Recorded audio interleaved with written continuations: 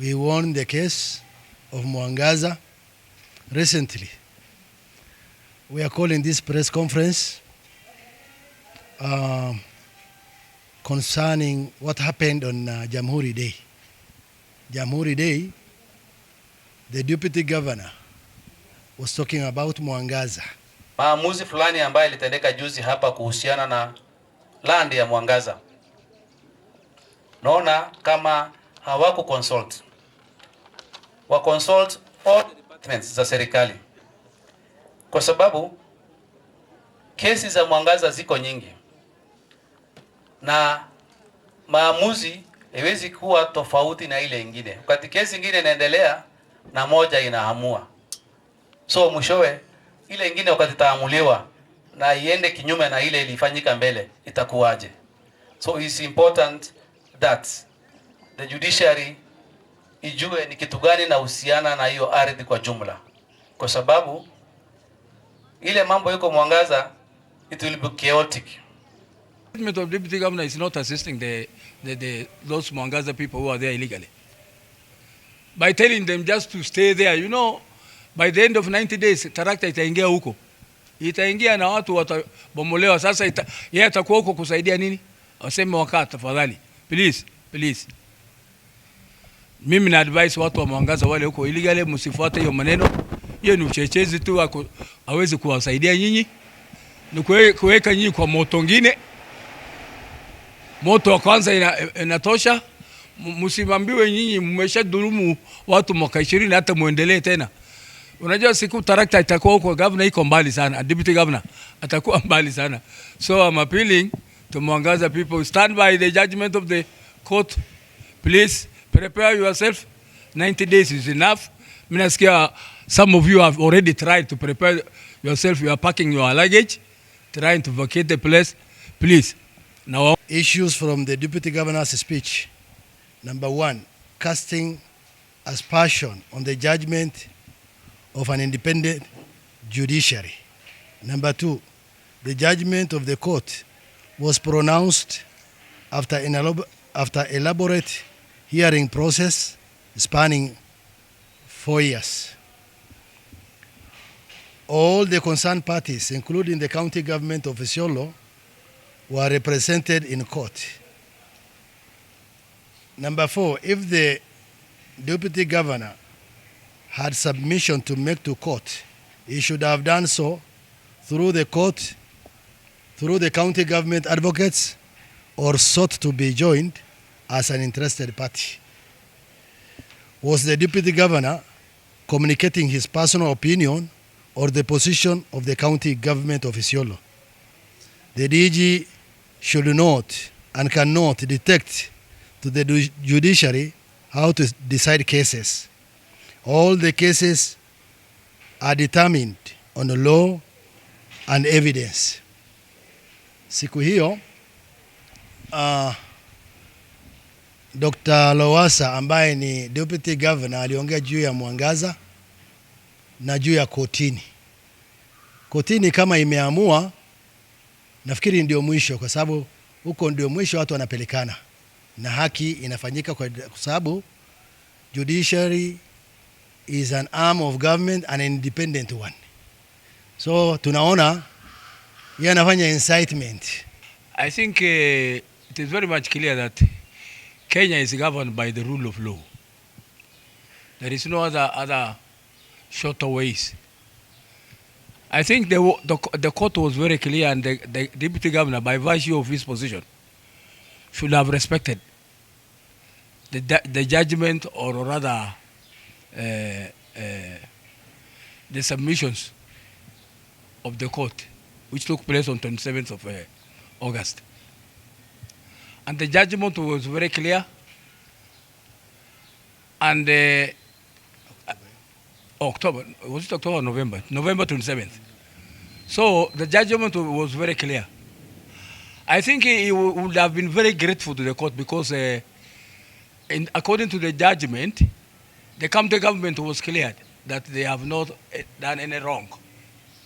And they would have been would have thanked the judgment or the judge on that issue, because the county government was represented fully in that case throughout for the last 4 or 5 years when that case was going on. So coming out now, if you are not satisfied with the court's, judgment, there is an avenue for you, for anybody who thinks that is a victim of that judgment, or rather not satisfied with the judgment of the lower court. He goes up, because this is the high court, or he would have gone to court of appeal. And it was very clear from the judgment that they have got 90 days in which to appeal, if they so think that there is something that the judge has done wrong. So I think for the deputy governor to stand on a public platform to talk such issues which has taken place during a judgment is more or less like a contempt of court. It borders contempt of court, and I think it is the right time, before we even sit down and as petitioners go and take him to court for contempt of court. I think, as the chairman said, the director of criminal investigation in Isiolo should take an urgent step. Sheria lazima sisi kama Wanakenya tufate. Nobody is above the law, including our deputy governor. Na I'm urging wale wako saa hii mashinani, the right place for them is to appeal, na wasipotezwe kando kando na wengine. Let them make an appeal. Hata appeal inataka karatasi. Kama hawana karatasi, where will that appeal go? The judgment will remain the same. So ninaomba kwa unyenyekevu wafunge virago yao vizuri, waende pahali pengine, atuachie sisi nafasi yetu. Ya mwisho ninasema hata upande wa viongozi wasijihusishe kwa kazi ambaye sio yao. Sheria imeamua, na kama sheria imeamua, watu wafate sheria. Mwangaza hakuna insecurity inaleta wakati wengine wamepata. Mwangaza kila kabila wako kwa hiyo ground hii yetu hii sasa. Kila kabila wale wanaishi Isiolo wako ndani. Wameru wako ndani, Waborana wako ndani, Waturkana wako ndani, Wasomali wako ndani. The whole of Isiolo is there in Mwangaza. Hii team yetu, in the ballot team. Hiyo ni sheria tumefata. Hatutaki kwenda kando kando ya sheria. Kwa hivyo wale wako Mwangaza saa hii wafate sheria na wajaribu bahati yao. Sisi tumefata sheria miaka 6. I think this is the 7th year. Na sheria imeamua. Nobody is above the law. Sisi zote tuko chini ya sheria. Hata president hawezi kuongea juu ya sheria. Kama kotini imeisha, imeisha. Finito. Hakuna kazi nyingine. So mandugu zetu waache kudanganywa kando kando na viongozi ambaye hawezi kuwasaidia. Tunataka DCI waite yeye a record statement, kwa sababu yale mambo yameongea huko si mazuri hata kidogo, kwa sababu alisema wakati fulani watu watapigana. Akisema hivyo, that is incitement, na tunajua is one of the grabbers. Yeye anaishi kwa plot ya ballot, sisi tunajua. So hakuna namna deputy governor anafanya mambo kama hii. Viongozi tunaonya hawa, kama kesi iko kotini, tafadhali wakae mbali na kesi ya kotini, kwa sababu ni contempt of court. Kwa sababu tumeenda kotini ajili ya kutafuta haki. Ni hawa wamepora ardhi ya watu na tena wanataka kutumia serikali. All the documents of the ballot is in the office of the county government. They should refer. These documents are all there. So wakati wanajua kuna haja wanafanya siasa kidogo kidogo. This is just a small public publicity. I mean publicity kidogo wanatafuta wengine. Tunajua wamesimama wengine bunge, wamesimama viti tofauti. This is just cheap publicity. I will call it cheap publicity. Hatutaki cheap publicity. Ukiwa kwa ofisi fanya kazi ya public bila kufanya mapendeleo. Sisi wote ni Wakenya na tuna haki. Haki tumepata. Mayatima wamepata haki, wajane wamepata haki, wazee wamepata haki. That was a landmark judgment. Haki imetendeka, and we have all the document and the confidence in the judiciary.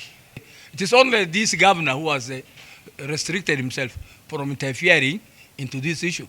And he told them black and white and said, gentlemen, if this is a case before the court of law, let the law take its course.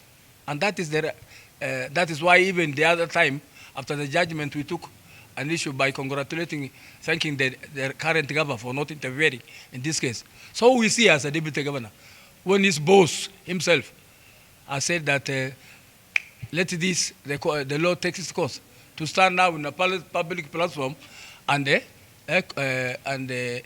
give direction to a court of law, which has taken. You know, there are three arms of government. The executive, even in Kenya, which is the presidency, the legislature, the parliament, and the judiciary.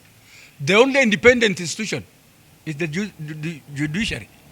Look at the case of Mavoko and Kirima.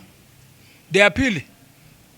Those who thought that they were aggrieved by that judgment on those two cases, they appealed to His Excellency the President. The President told them black and white and said, gentlemen, Kenya is governed by the rule of law. There is no way you have invaded the subordinates rights illegally, then at the end of the day, try to appeal to government to assist you. So likewise, the deputy governor would have been the last person to talk on that issue. So we are telling him, black and white, please, for God's sake, keep off that issue of Mwangaza. Those who think that they have been aggrieved, they know where to go. We, as the petitioners, we are waiting for the 90 days.